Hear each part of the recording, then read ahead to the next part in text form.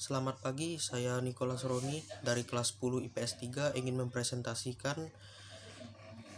tentang sumber sejarah berdasarkan bentuknya.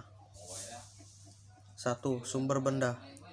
Sumber benda adalah sumber sejarah yang diperoleh dari peninggalan sejarah, seperti candi dan patung. Sumber-sumber sejarah yang berbentuk benda tidak semuanya dapat menginformasikan kebenaran secara pasti. Oleh karena itu, sejarawan harus mampu meneliti dan menganalisis sumber-sumber tersebut dengan cermat. Untuk mengetahui usia peninggalan dari masa lampau, dapat dilakukan dengan cara sebagai berikut. A. Tipologi.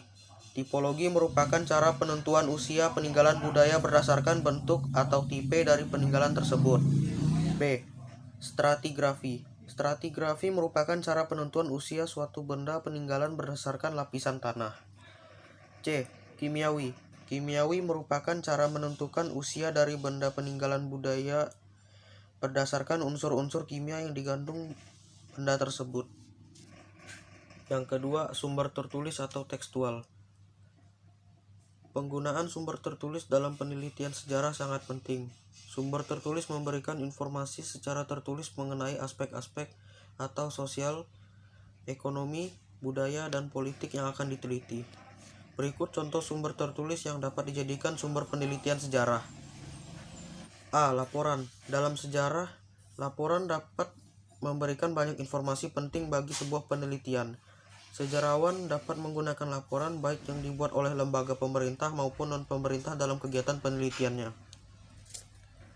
B. Surat. Surat merupakan dokumen berharga dalam penelitian sejarah.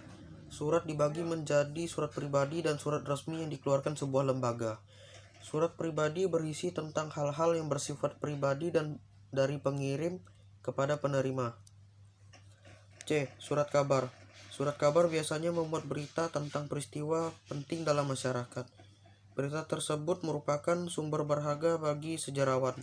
Sejarawan dapat menyeleksi berita dalam surat kabar yang dapat dijadikan sumber bagi penelitian sejarah.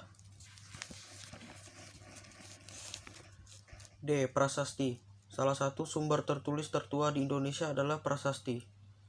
Prasasti sebagai sumber sejarah dan banyak memberikan sumbangan keterangan. E. Kronik. Kronik merupakan suatu tulisan mengenai perjalanan seorang musafir. Kronik banyak ditemukan dalam sejarah dinasti-dinasti kerajaan Tiongkok seperti kronik dinasti Tang. F. Babat. Babat merupakan karya tulis yang bercerita tentang pendirian sebuah kerajaan dan peristiwa-peristiwa yang terjadi di seputar kerajaan. Babat digolongkan sebagai karya sastra sejarah karena di dalamnya menceritakan suatu peristiwa, perkembangan suatu daerah, dan juga terdapat silsilah-silsilah penguasa. G. Hikayat.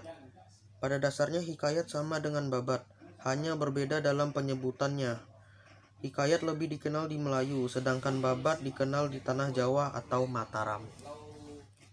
Sekian dari hasil presentasi saya. Terima kasih.